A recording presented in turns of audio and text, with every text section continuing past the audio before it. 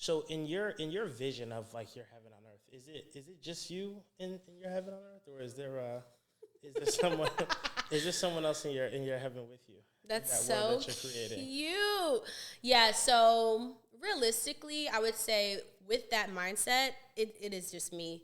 But I'm not saying that what I want my life in the future to look like will just be me, you know? Okay. God sends people to us as a part of the mission.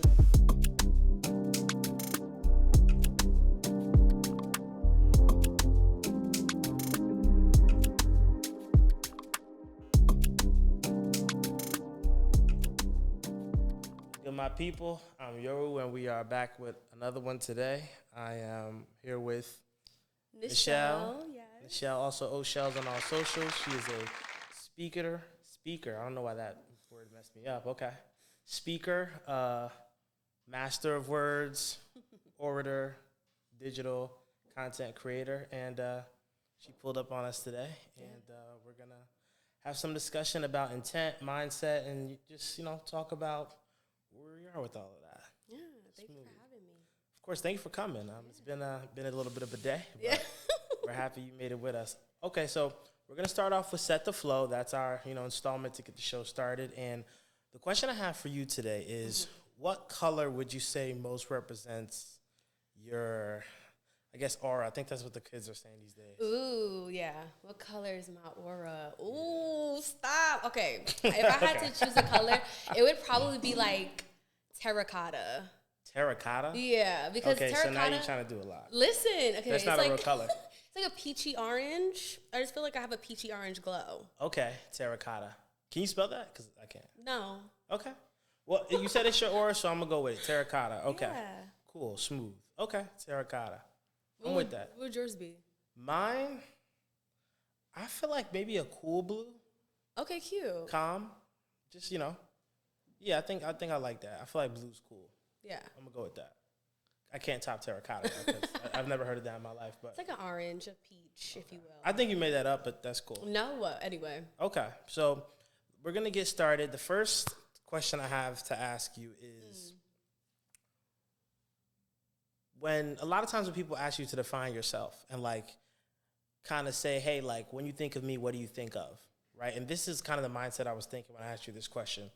What character trait would you feel you have that, like, it's a part of you, but maybe you hear it more than the other ones? And you would say, maybe you feel like it overshadows your other traits. And this isn't like in a good way or a bad way, but it's like you can see how this trait would maybe represent more forward facing than some of your other traits. I love that question. Okay.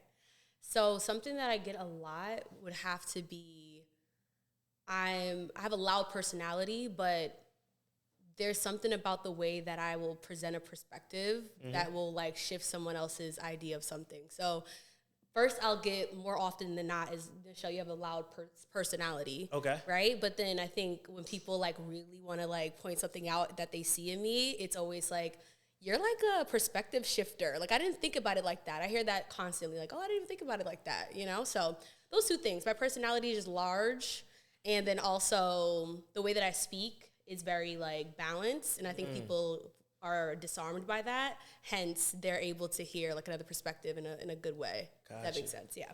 So why do you think, is it the way you say it? What part of your delivery you think resonates with people? Yeah. Kind of like, okay, I can kind of understand where she's coming from. So this is something I started thinking about this year because for me, it's normal. It's just how I speak. It's Nichelle, right? So I'm like, I'm O'Shells on social media. Like, what's up? Like, it's just how I come across. Yeah. But the more that I, like, was analyzing myself and to your point, kind of the characteristics that jump out to people all the time, I would say, it's my delivery. Like, I noticed that in myself. Prior to taking content creation and like just being a speaker to the next level this year, I have a 6-year-long career as a tech recruiter. Also, I'm an HR specialist for a finance company. So for me, practicing that voice, is something that has come about through my like 9 to 5, if you will.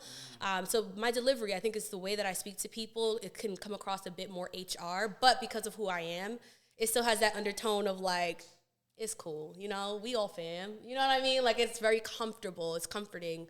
So I would say my delivery mostly, but then also due to experiences through life, you kind of get well, I'll speak for myself. I've become really, really good at studying people and understanding what makes them comfortable. Like I'm someone, I don't know if there's many of us, but I care. Like I genuinely care about how people feel, how people connect, how they comprehend. So I take all of that into account when I'm connecting with someone or speaking about any given topic. So are you like, would you consider yourself an empath?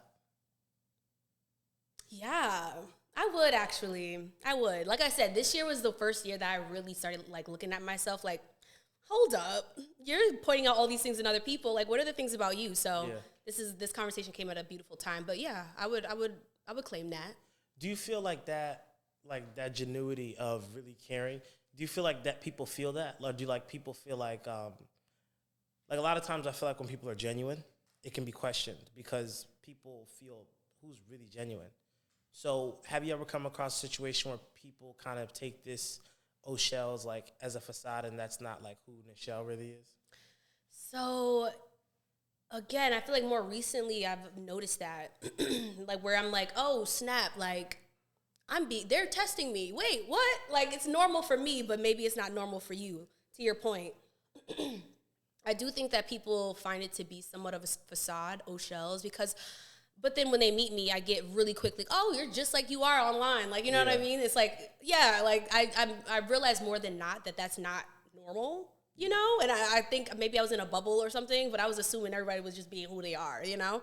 So yeah, I have found that has been something that people are shocked by, just like my energy, my personality, but then also my caring and like how the message that I do promote in all the things that I create. So yeah, that has been something that's come up, but if anything, it's a bit refreshing for me because I'm like, oh, all right.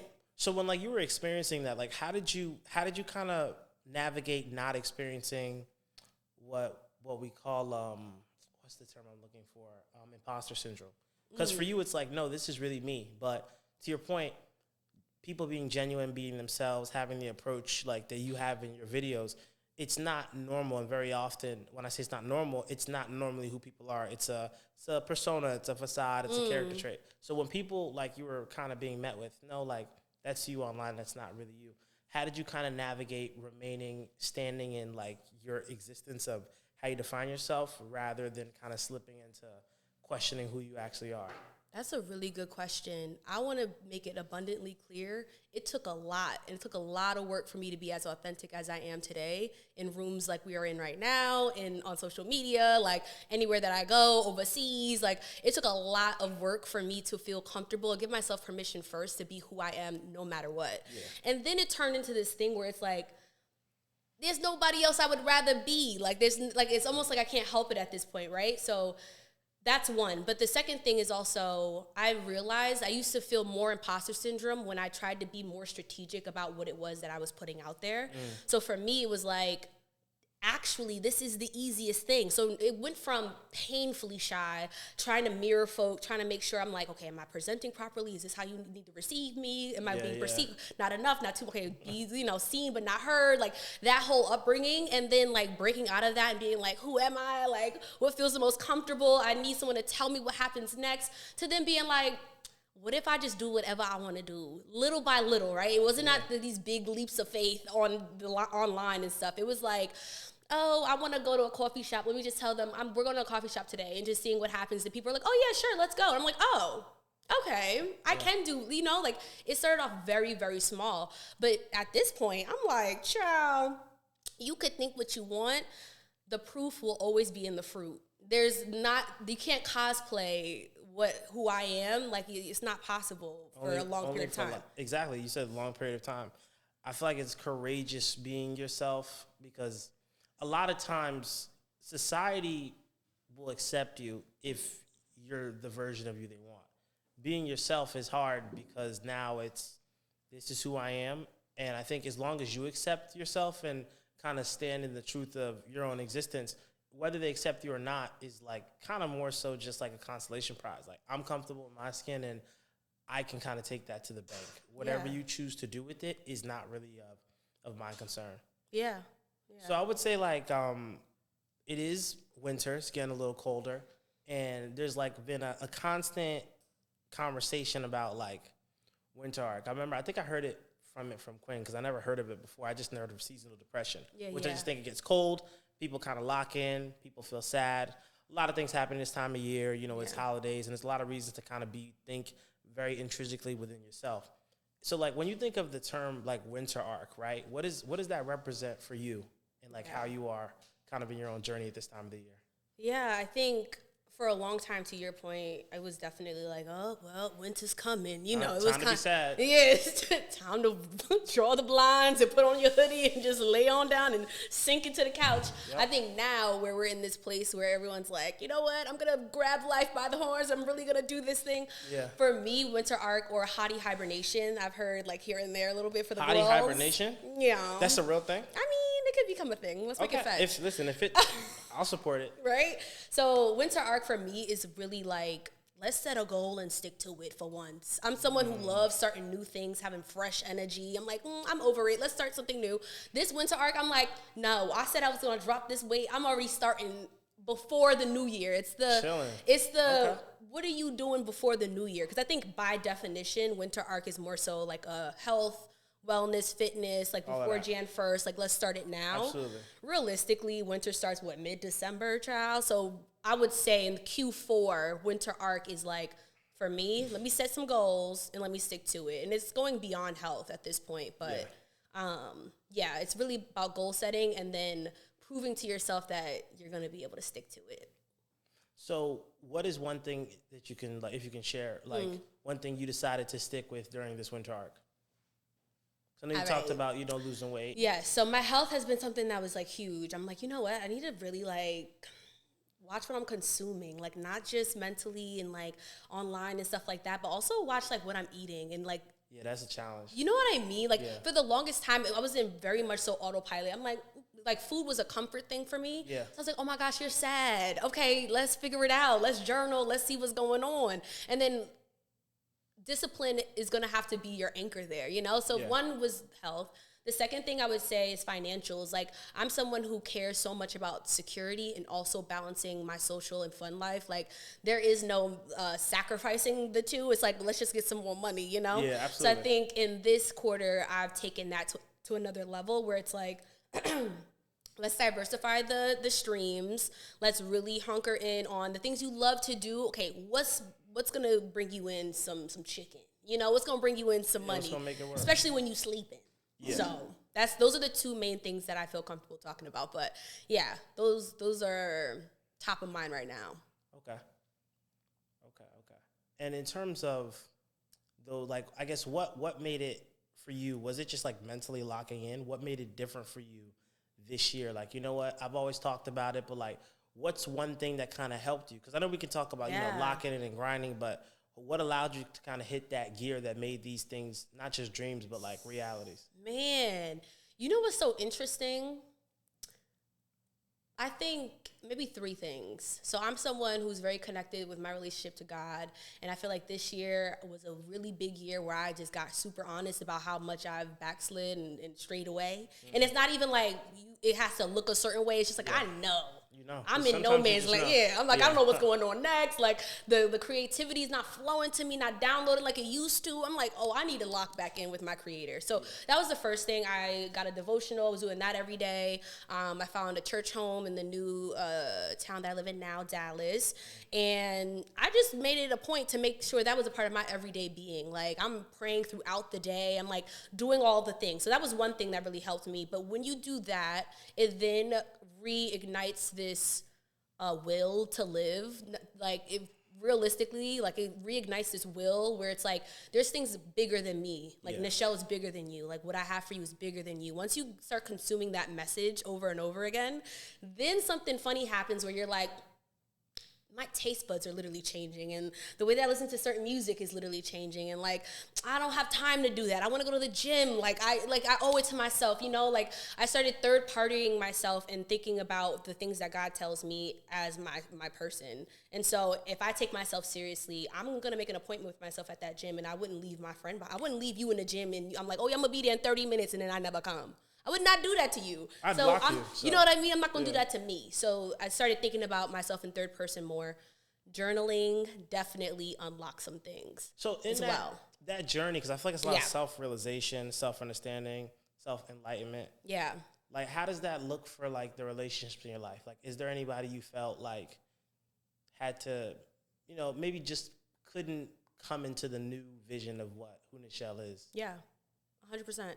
I mentioned this on my pod. I'm sure we'll talk more about it. But with my HR brain, right, I'm like, there were things that I had to offboard before I could onboard this new day-to-day.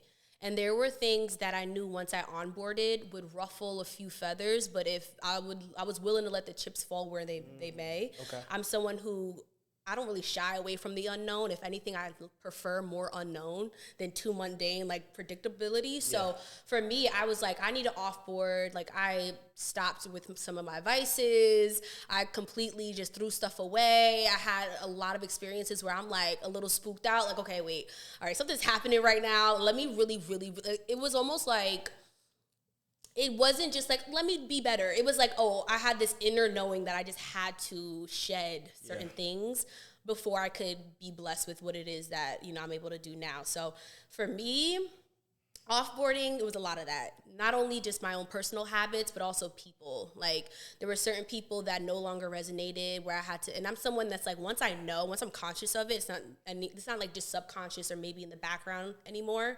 I have to act on it. So how does that look though? Because I know, like, I mean, even in church, you know, we've heard of pruning season, which I always make fun of one of my friends about. Sometimes pruning season just seems to never stop.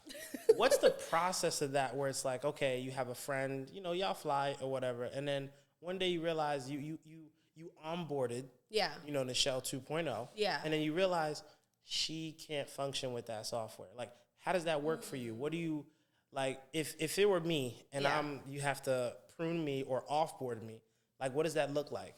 Like, how do you start that process? And you're asking when it comes to a third party or for your personal self? No, for me. Like, you're stepping into O'Shell's. Yeah. And I'm the friend who's like, I like the old Nichelle better. Yeah. Like, how are you cutting me off? Oh, yeah. Okay, good. Okay, I understand. So let's say that's the case or whatever, and I'm feeling myself. See, what happens is as you're, like, expanding, like, I'm stretching as I'm realizing these things, right? And for me, I'm someone who needs to cocoon a little bit. You know, even when I was younger, I would almost have this persona where it's like, oh, Nichelle's always busy. Like, you know, she always doing a lot. And that was like my little ha-ha. Like, I would be in my own little, like, so cocoon. That's how you finessed. I'm like, oh, I can't. You know, I just can't make it a certain stuff no more. But in actuality, it's like, I really can't because I'm too busy figuring out and putting puzzle pieces back together. What that looks like, realistically, I have this journal where I'll go to this journal and I write letters to God and I write letters to my future self about how I feel in the moment and how I want my life to look. And something that I become really, really, like, serious about is sticking to what it is that baby Nichelle would be clapping up and down for. Like, I third-party myself a lot. There was a scenario in which once you stretch and once you change, when you go back to certain people, places, and things, they just feel different. They just do. And I'm a big believer, especially this year, in you are co-creating this thing, right? You have one life, you are co-creating this thing. And I know that you feel it too, where it's just almost like this burning thing where you're like, I'm supposed to be, like, I am this. Like, I know I need to work hard at this, and this, but I don't know what's in my way or what to do next. Sometimes it means that you gotta take some stuff out. Yeah. You have to allow God to work. And so the way that he works is through your movement. All right, let me book a space and let me just see what happens next and let me reach out to so-and-so. And once you start moving, you give God something to work with. The second thing is also you need to make room. Because in that midnight hour, he need to be able to work some stuff out. But if you are not brave enough to bet on yourself as far as you have everything that you need. Like, that was a big thing that I learned this year. It's like going from knowledge of I have everything I need inside of me to it being like a subconscious, like, I genuinely love being with myself. I no longer feel like, oh, well, let me see what they do first. Like, no, that's like whack to me. Like, I'd rather do it myself now. Now the battle is like, all right, Nichelle, pull it back in and, like, be able to meet people where they're at and da-da-da-da-da. But once you stretch beyond or past a certain level that you used to resonate with, things will naturally fall off. And sometimes the work is in you allowing it to naturally fall off. Stop checking in all the time. You ain't heard from them for 14 months. You don't need to randomly check in. Oh, I know it's your birthday. I hope everything is copacetic. You messing up the sauce. You was never supposed to reach back out, right? Like sometimes things naturally happen for you in that way. But I think also there were 2 big conversations I had to have this year with folks where I was like, I don't know what it is. And I'm not going to lie. I'm comfortable not knowing. I don't want to be around you anymore. Straight up.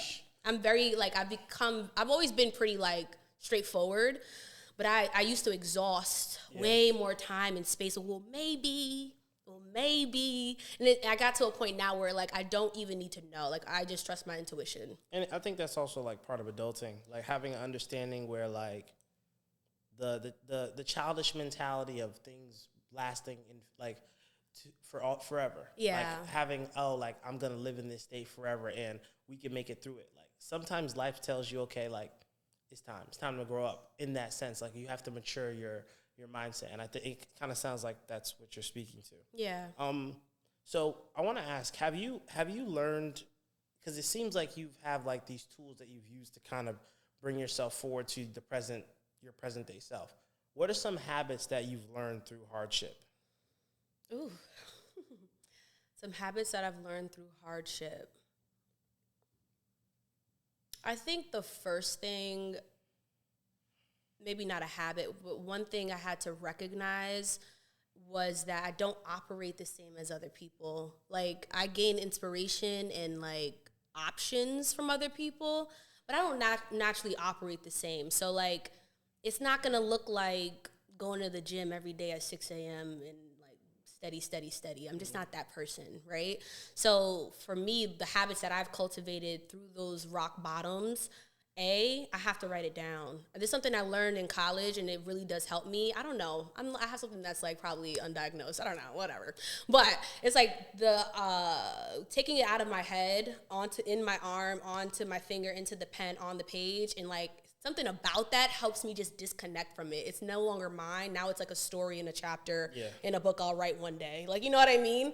So that was one thing. Like, I have to journal. Like, journaling has become my saving grace. So that was one habit that I picked up.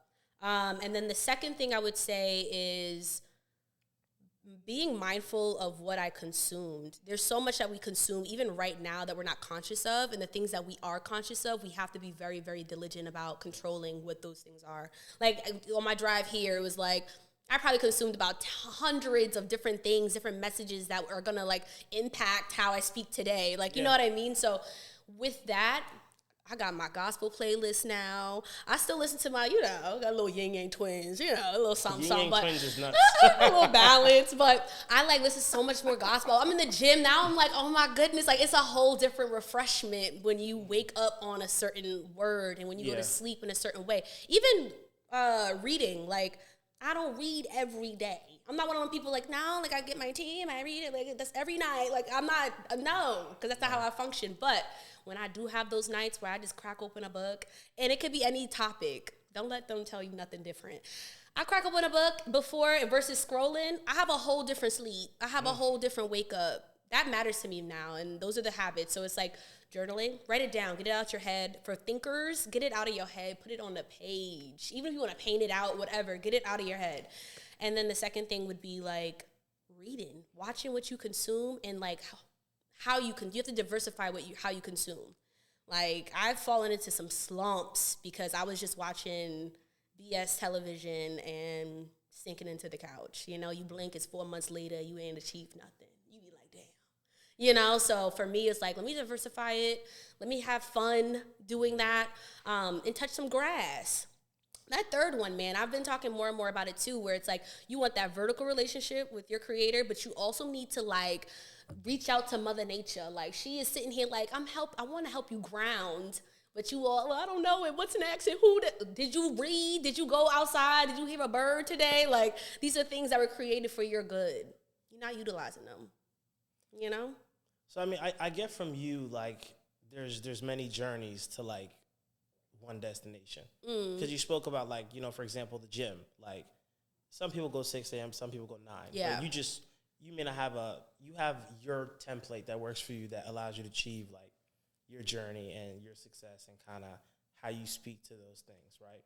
And I was, before, to kind of prepare for this, I was on your page. I was looking at some of the reels and like listening to like the nicheful thinking, right? Is that how to pronounce it? Oh, nicheful thinking. Nicheful yeah. thinking. I know I was gonna get that wrong. So nicheful thinking, and one thing I could take away from is like you kind of speak with a conviction, almost like there's a message like that you feel has been bestowed for you to share, right? So my question is, it's like a two-part question. So the first one is, how did nicheful thinking come into existence? And like, when did you realize you had a message that you felt compelled to share with people just in general? I'll answer the last one first. I think it kind of like goes into what nicheful thinking and how that even became a thing. But I think I feel like I've always known I had something to say. You know what I mean? Like, I feel like I always felt like I just wanted deeper type of conversation, and like I just felt like I was always very analytical, and it started off as me attempting to be a perfectionist and like attempting to make sure that I'm appeasing everyone around me so I don't get in trouble. It was like this thing of like, well, you don't get in trouble, be great, be a student and do all the things you gotta do. And then it kind of shifted into like, I'm very big on justice and fairness and like understanding all sides, and like hence why I became a recruiter, like that was the only job I could do. I'm like, I want to speak to people, get people paid. I want to hear where you're coming from. Like that just gives me intrinsic like motivation. Like that was a big thing for me. Then also being raised, my mom, she's like that. My mom is very like, say what you mean what you say. I don't respect a liar or a thief. Like she's very that. But super cool. Like you could tell her anything and she's like, all right, I got you. Like, like she was always cool. So I kind of created, I guess with those two things, it's like I became like this vault of like understanding, and people would share so much deep things with me. And I was like even for my family, like they would vent to me. I'm like, I'm a kid. Like y'all telling me about all this stuff, but they like, I don't know. It's like, realistically, I think it's just in me to kind of think the way that I do. And then it was, the second part of it was like, once I kind of started getting out of my own way, stop being so fearful, I was like, half of these folk, 70% of people don't know what they're talking about. They're, you know what I mean? They're cosplaying. Like, and then it became this thing where I'm like, I can just see that someone needs to hear something, or I would say something naturally and I would get a response back where it was like, damn, like I didn't even realize that until I was like 40, older people just like giving me this feedback. And then I was like, oh, this is valuable stuff. This is not just like random talks. Like, I don't want to talk about the latest goss. I want to talk about the state of the world. It just felt like, I don't know, I always make this joke. I'm like Jaden Smith a little bit, where he's like, can we talk about like the economic, climate and like what's going on? And like, you know what I mean? Like, I almost get a little like, let's get deep. Let's imagine like what else is out there, what's going on.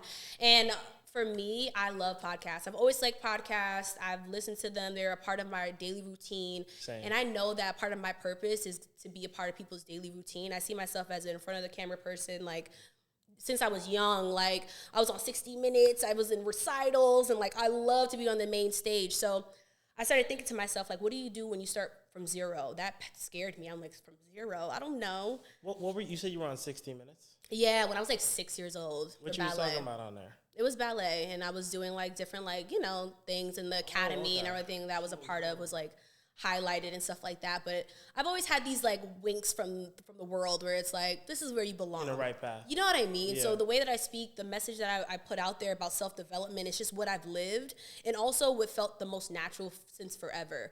And then once I got rid of the fear, it was like, all right, now I'm ready to put this out a little bit more on a, not just one-to-one, but let's do one-to-many, And that's where nicheful thinking came about. I've always felt like my voice, the way that I present, and the way that I show up is a part of my purpose. So with that purpose and this mission and kind of like pouring into people. Yeah. Like, how do you feel you have do you struggle to turn off? Like, I feel like and I ask that because I feel like the persona of being, it's almost like part of your mission is being present for people. Because you said from a young age, you have your older people who are kind of pouring into you, putting all types of, conversations on you. I feel like embedded in that from a young age, being on 60 Minutes, being in front of the camera, that can be a lot, and that's kind of ingrained into, who you are today. Mm-hmm. How do you, like, turn off, like, relax, like, take a minute for yourself and not, like, consistently be pouring into that purpose? Because I'm just looking at it and I'm like, I feel like that would be a little bit challenging when so much of that mission is just you. Oh, yeah. Yeah, no, that's a good point. This year, I'm telling you, this is a big year for your girl. I've practiced, like, just not. Like, how do I say this? So I practiced giving myself way more time. And there were some people who were like, hey, I haven't heard from you. What's going on? Or I feel like you're being distant. Or, like, what's happening? And I was like, quite literally, but it's not something I'm doing to you. It's something I'm doing for me. So it was like that perspective shift. Right. So now you'll see, and I'm like going to yoga classes by myself, and I'm like doing this and that, and I'm like talking about all the things that I'm doing to design this more easeful life for myself. Yeah. That was one. But then the second thing was also like, I have to allow people to figure things out. And I also have to know that I don't know everything. There was like this humility that I always have, but now it looks a little bit different. Now it's like, you could tell me what you think and you will have the space with me, but I'm not something that you can just run to and pull from and then be like, okay, thanks. I'm going to go live the rest of my life the way that you just told me to do it. And no, I'm going to ask you questions. I'm going to be like, this is how to do certain things, or this is what I think you should do, and more like, more silence. Yeah. You know, I like my presence sometimes is enough, you know, just that's a practice though. You got to practice, like you said, kind of shutting that side off and being able to say, okay, no, you have everything that you need inside of you too. Absolutely. You know? So, yeah. So I feel like you mentioned it's a big year for you. What is that like? Can you explain what that means when you, like, what did you mean by that? You're living in answer prayer. Yeah, I think that was, baby, like, what are you here for? I was talking about like voice and like vision, and I think that was the one. And I was like, I feel like you have to be, maybe it was the third one, but you have to be very conscious about the things that you used to pray for. Hence why I go so hard for journaling, because I think this year I was able to have an aha moment. And the things that I was like upset about and like thinking about and wanting were things that I was currently living. Yeah. And so I was like, wait a minute. Like when I say I'm living an answered prayer, it's like when you have those times where you're like, if I just could just, you know, like, and I really feel like I deserve this and I just want this, and can it just be a bit easier and consistent that and this, whatever it is, and then you're living in it. Naturally, we're going to be looking to what else, you know, as people that don't want to be stagnant and like are always looking for that new fresh thing to come. Yeah. I had to realize, I'm like, wait, I'm looking around this room and I own all of it, and I'm really like getting ready for a trip out the country, and I'm really like, big show, you know, and I'm really like, you know, just living the life that baby Nichelle thought maybe one day I could do it. Yeah. But now I don't know, you know, I'm doing it, like, you know. And so like that was what it was for me. It was like, you have to be detached from what it looks like, but also be able to be present and conscious enough to know when you like reached a prayer that you put out. You know? Got to celebrate the wins. You have to celebrate the wins, and you have to be conscious of when it's a win. Yeah. It's like even deeper than that, because it's like we hear that a lot, like, oh, celebrate your wins. Even launching Nishful Thinking, when I finally told one of my friends, I'm like, oh yeah, I want to put out a podcast. First episode is going to be on this Monday. She was like, we have to go to dinner. I'm like, oh yeah, we should do dinner. Like, we should celebrate that, right? Like, that's a thing. You almost have to teach yourself about what is dope and what's cool, you know? Yeah, because I remember actually, I remember because I was watching that video and you said making a thing a thing. And I thought that was a cool concept. Like, when you accomplish something, I could say, yeah, I launched something. But when you celebrate, you go to dinner, you made it thing a thing. Now you made a memory based off your accomplishment. So it feels a little bit more real. Yeah. So another thing that you said too, creating heaven on earth. Yeah. Like, I feel like when you mean creating heaven on earth, like is it like a state? What am I working towards when I'm creating heaven on earth? And what would that look like for you? That's a good question. It's definitely extremely customizable, right? Just like I said, kind of what my winter arc looks like. All of this stuff is very customizable to what looks right for you. But for me, my heaven on earth, saying that, or that is more so of a state of mind, but it's also almost like the yin and the yang of it all. Like, I've existed a lot in my imagination and in my thoughts and in my, like, building up my intuition and really trusting myself, all the inner, workings. And then what does that fruit look like? You know what I'm saying? It's that that multi thing where it's like, I've cultivated this garden and everything's like nice and cushy, and now I'm like looking around like, I've been procrastinating on, I just needed to do this. Okay, now it's like clear. It's like, now I'm literally creating my heaven on earth. So what that looks like for me is, first things first, a state of being, state of mind, a state of energy. If I get up in the morning and I'm like, woo, I could breathe on my own. I'm like, just having those basic gratitude moments, but then also having that accomplishment for every single day where it's like, at the end of the day, I know that I was better than I was yesterday. Yeah. That to me is so beautiful. Like, especially for people that know what it looks like to be on the other side of it, where you're like, what's the point?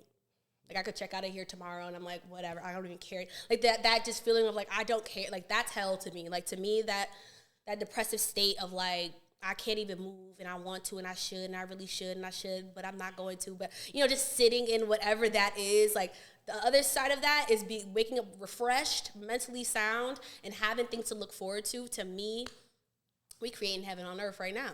You know what I'm saying? Yeah. So we're speaking about heaven on earth, and I think you spoke to, a garden and what that looks like for you. Like, so in your vision of like your heaven on earth, is it just you in your heaven on earth, or is there someone else in your heaven with you? That's so cute. Yeah. So realistically, I would say with that mindset, it is just me. But I'm not saying that what I want my life in the future to look like will just be me, Okay. God sends people to us as a part of the mission, the vision. Like, I think your friends, your family, like, they're God's speaking through everybody to help you get to where you want to go, but also it's for you to build what's bigger than you. So that's that. But heaven on earth for me, and I would argue for any woman like listening to this, is very important to be the center of it and to create it for yourself. And then once you have that, I think the next stage or the next act, being like a entertainer and, theater kid, low key, but the second act of the play is like, okay, like cultivating that village, that community, being self-made and then being community-made for that second act, I think is really, really important. So for me, heaven on earth has been achieved within myself, but that second act for sure, another inhabitant. Yeah. Sure. Okay, I like that. You got to build foundation before you build upon it. So last thing I have for you is who is Nichelle? Oh my God, I like that question. Let's see. Who is Nichelle? Nichelle, when I think of Nichelle, she is a multifaceted, electric being who prides herself on being honest, authentic, and naturally pulls people back to themselves whenever she's around them. Nichelle is a child of God. Nichelle is also like Nichelle's turn. Like, she's such a great time. Like, it's actually like infectious. But yeah, like in general, I would say I'm very like, I'm like love, like grace and stuff in motion. I really do think highly of myself in that way. Very intelligent, but one thing Nichelle knows is that she knows nothing. I'm so interested in being a sponge. I love sitting and talking with folk because I know nothing. Like, you tell me everything about you. But yeah, she's very, very secure in herself, and she helps people be secure in themselves as well. So yeah. I like that. Very all-encompassing. Well, no, I think that's all I got. Well, I definitely appreciate you for coming through. Thank you. Where can we find you on socials? Do you have anything that you want to shout out? Any projects? Yeah. So, again, Nichelle, O'Shells on all social media. You can find me on Instagram, TikTok, YouTube at O'Shells, OHSHELLS. I am dropping my 5th episode of Nishful Thinking Mondays, okay? Mondays. I don't know when this is going to drop, but you can find me on all those platforms. You can listen to me on Apple or Spotify. And yeah, like, become your own niche, you know what I mean? That's really what it's all about. And being nicheful, wishful thinking, you get it. It's been a fun journey, but I think that's the biggest thing right now is just like creating the podcast, making it kaboom, as you know. That's like a whole hustle in of itself. For sure. But then also like my YouTube channel and just promoting that a bit more because, community driven, community made. Help me help you, help me entertain you by liking, commenting, subscribing. Hello. But thank you so much for having me. I really appreciate you for coming through. Dope. All right, and this is Side TV, and that's a wrap. See you on the next one. Peace. Bye.